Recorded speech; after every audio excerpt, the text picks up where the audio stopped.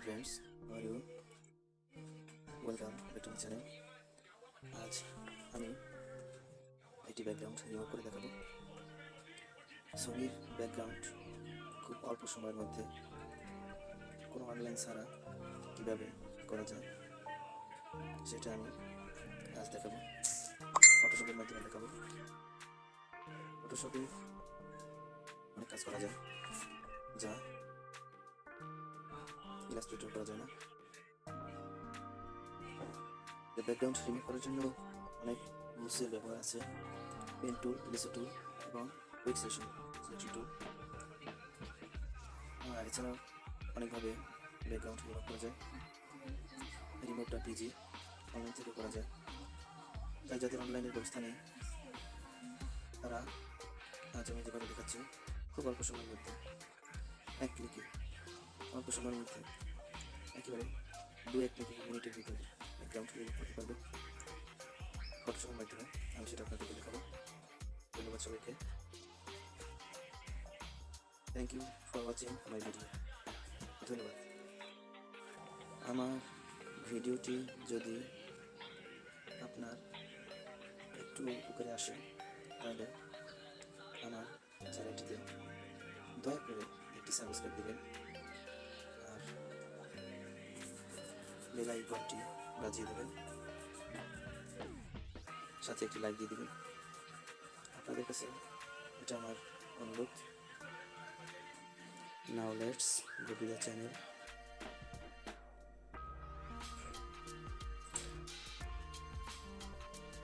Hello friends, how are you? Welcome back to my channel. আমি আজ একটা ছবির ব্যাকগ্রাউন্ড রিমুভ করে দেখাবো। ছবির ব্যাকগ্রাউন্ডটা রিমুভ করা যায় অনেক টুল দিয়া। আমি ফটোশপে ছবির ব্যাকগ্রাউন্ডটা রিমুভ করা যায় ফটোশপ দিয়ে দেখাবো। আমি সেজন্য ফটোশপ ওপেন করলাম। ফটোশপে ছবিটা আনবো, এই ছবিটা আনবো।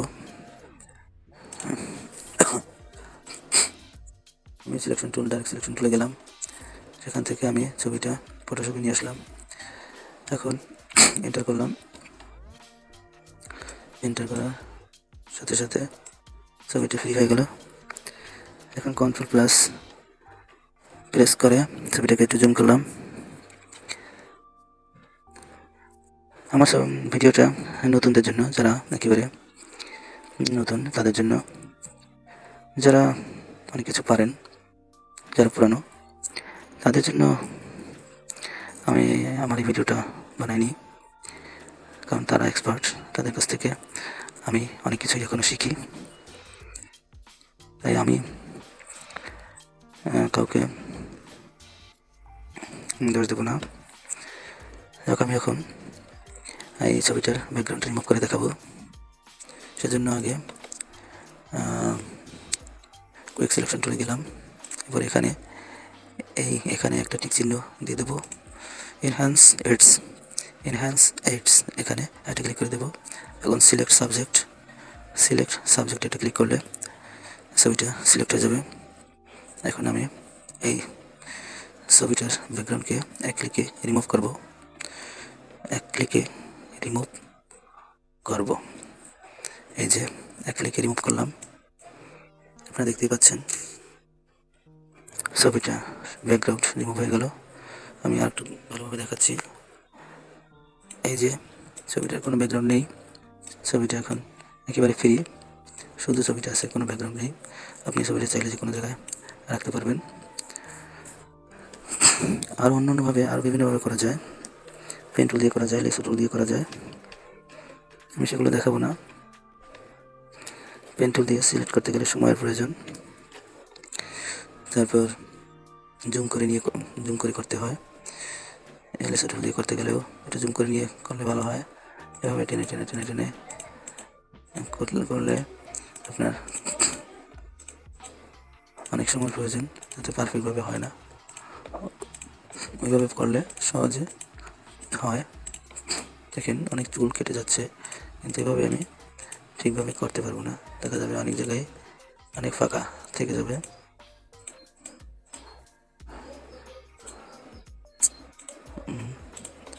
এই এইভাবে করা যায়। আবার এখান থেকে করতে পারেন, এই যে কলম পেন টুল দিয়ে করা যায়। পেন টুল দিয়ে করা যায়। এখানে যেখান থেকে রাউন্ড সেখানে রাউন্ড ব্যবহার করতে পারেন। এটাকে এই হ্যান্ডেলটাকে দুটো হ্যান্ডেল বেরোয়, হ্যান্ডেল দিয়ে আবার সাইজ করা যায়। হ্যান্ডেল কেটে দেওয়ার জন্য অল্টার চেপে ধরে একটা মাস ক্লিক করবেন, তাহলে চলে যাবে। ওটা না সরালে আপনার দাগগুলো আপনার মনের মতো দিতে পারবেন না। তো আমি এটা এমনি দেখালাম, এভাবেও আপনারা করতে পারেন। তো আজ এই পর্যন্তই, ধন্যবাদ সবাইকে।